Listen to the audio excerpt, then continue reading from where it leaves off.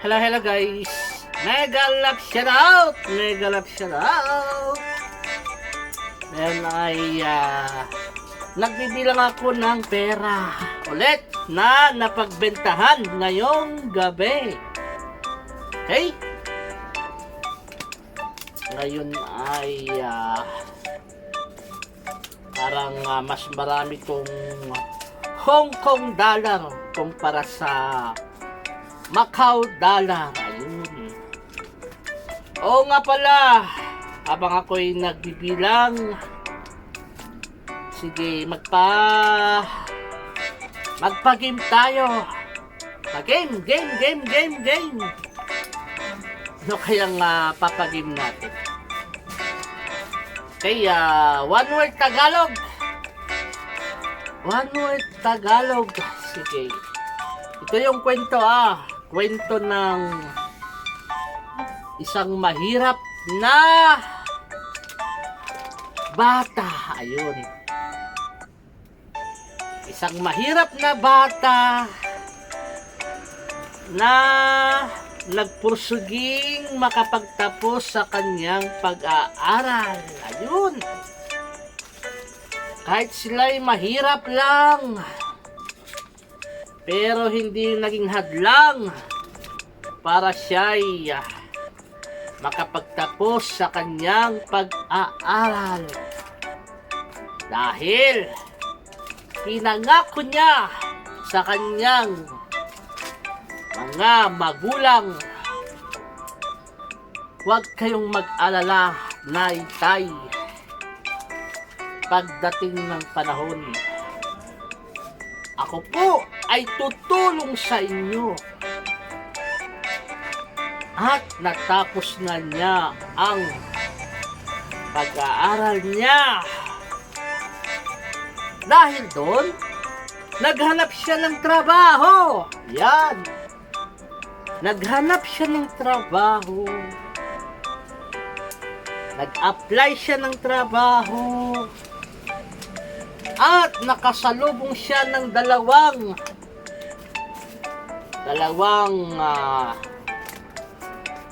hindi mabait. Dalawang salbahe. Ayan, dalawang salbahe.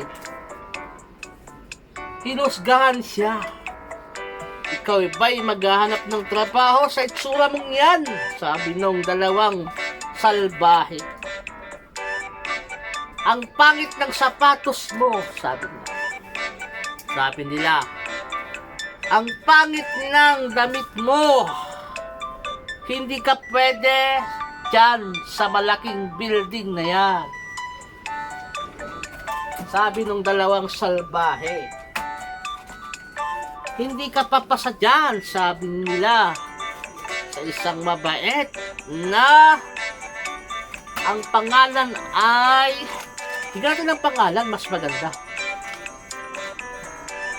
Ang pangalan niya ay Martin. Si Martin yung mabait. At itong dalawang salbahe, ang pangalan nila ay Tado at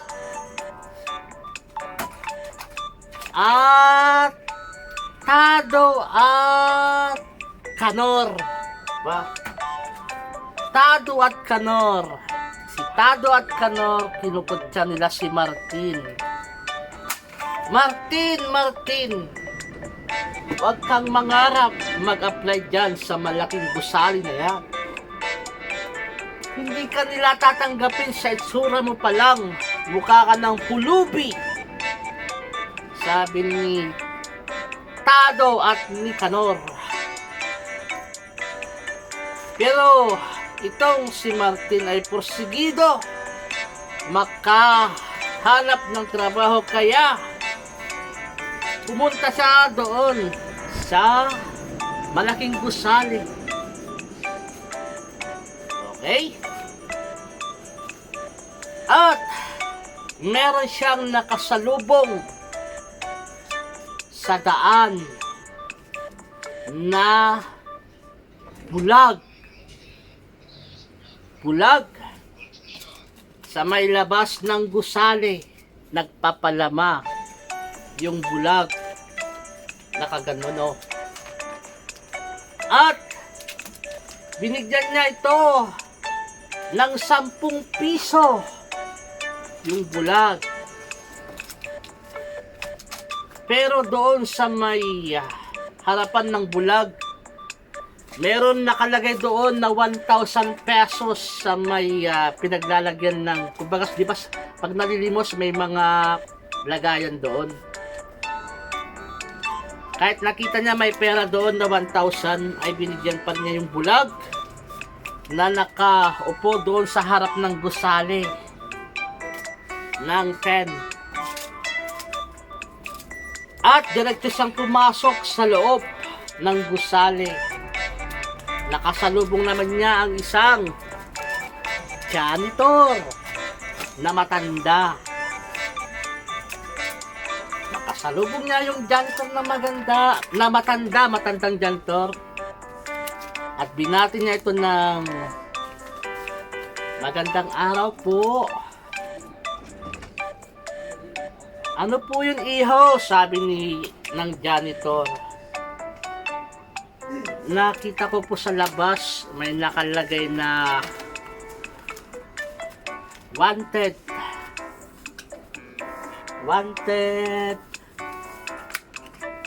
supervisor. O, diba supervisor? Wanted supervisor. Ay, sabi ni tatang janitor. Yun ba? Yung nandun? Oo. Nangangailangan ang opisina ng supervisor. Halika, pasok ka sa loob. 我呢群點講？ Wait lang, may customer. 呢群 Mamaya. 呢群 Ligwan. Mm. Ligwan. Muwa. Mula, Ligwan na. Hindi pala. Muligwan, Lusay. 嗰段冇咩？換我啊！ Puyong lang. Puyong lang usap. 50啊！ Oh. 唔該，我要咩？呢隻藍色嘅，要藍色。 Lamsek. 嗯， Lamsek.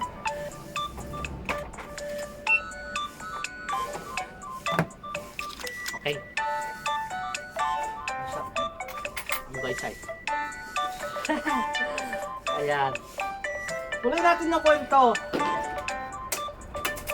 Niyaya ng matandang janitor si Martin sa loob. At sabi ng janitor, upo ka dito. Antayin mo lang yung tawag sa'yo. Upo ka lang saglit, sabi ni janitor. Itatang janitor. At biglang pumasok yung dalawa. Kaya pala pinipigilan nila si Martin na mag-apply. May balak pala tong dalawang to. Si Kulas at saka, sino na yun siya? Si Kanor, tama ba? Haha, nakalimutan ko pala. Si Kanor. Nakalimutan ko na pala basta yung dalawang salbahe. Diyos ko Lord. Ayun, yung dalawang salbahe. Ayun, pumasok sila doon sa loob. Nakita nila si Martin nasa loob. Sabi ng dalawa, hindi ka papasa dyan. Sura mo pa lang. Hindi ka karapat-rapat dito. Basura, sabi ng dalawa kay Martin. Narinig yun ng janitor. At sabi ng janitor, huwag kayong ganyan. Isa ka rin basura, sabi ng dalawa sa matandang janitor. Lumayas ka nga dito, sabi ng dalawang salbahe kay Martin. Kaya naman ay 1, 2, 3, 4, 5. Ayan, nagbibilang tayo, 1,000 na to. Kaya naman ay nagulat si Martin. Ba't kayo ganyan? Kay tatang janitor. Wala kayong galang sa matatanda, sabi ni Martin. Ikaw, basura ka kaya kanya, sabi ng dalawa. Oo nga, sabi ng isa, di ba? Kaya naman ay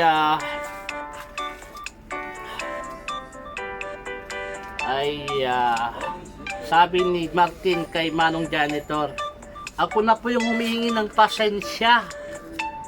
Ganun kabait si Martin, ako na po yung humihingi ng pasensya. Ayun. Wag mo nga hingin ng pasensya, sabi ni nung dalawang salbahe. Sabagay, pares naman kayong basura, sabi nung dalawang mayabang, di ba? Grabe. 原来那个人民币跟你换1000块人民 Ah, 币 hindi mo ah. 啊， Baw.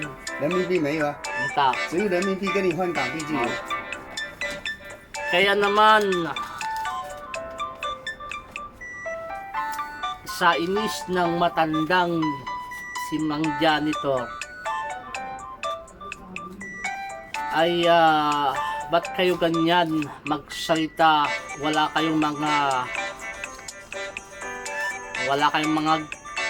kayong galang, sabi niya. Lumayas ka na nga. Ayun, pinapalayas siya. Yung matandang janitor. Pinapalayas ng dalawang salbahe. At dun nga ay naghantay-antay sila ng mga 30 minutes. Ayun na, tinatawag na silang lahat. Si Martin at saka yung dalawang salbahe sa loob. Pumasok kayo sa loob, sabi nila. Sabi ng sekretarya. Pagpasok nila sa loob,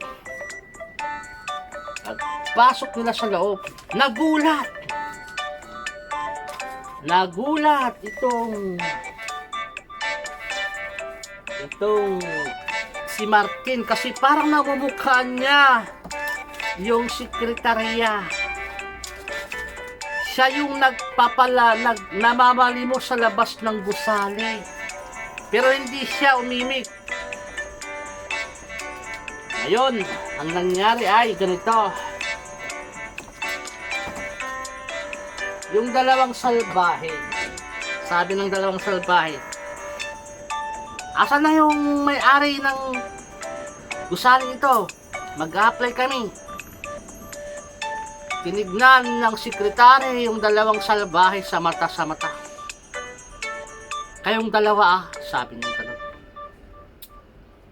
Kayong dalawa, akala nyo yata ay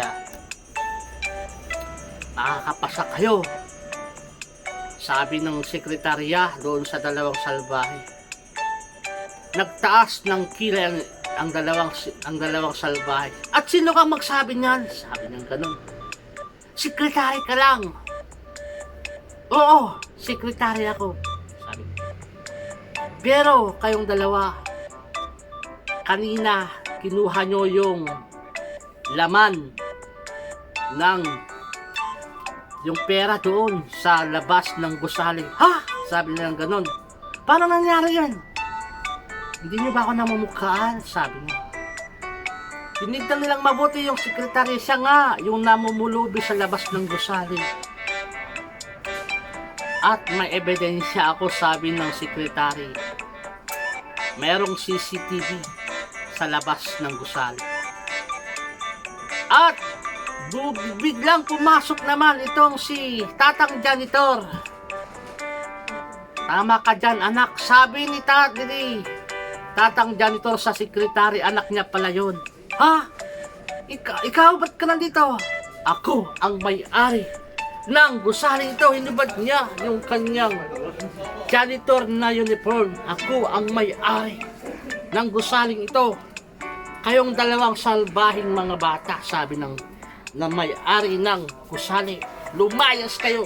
Hindi ko kayo tatanggapin dito sa aking kampanya. Sabi.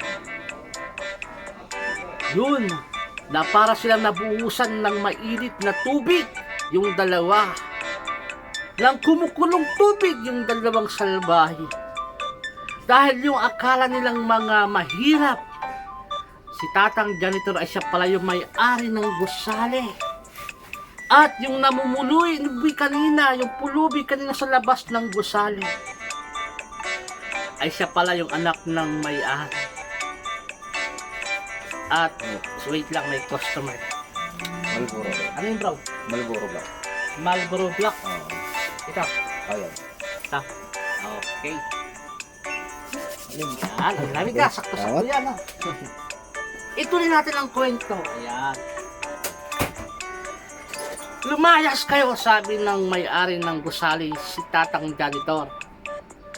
Hindi ko kayo tatanggapin sa aking kumpanya. Mga salbahe kayo.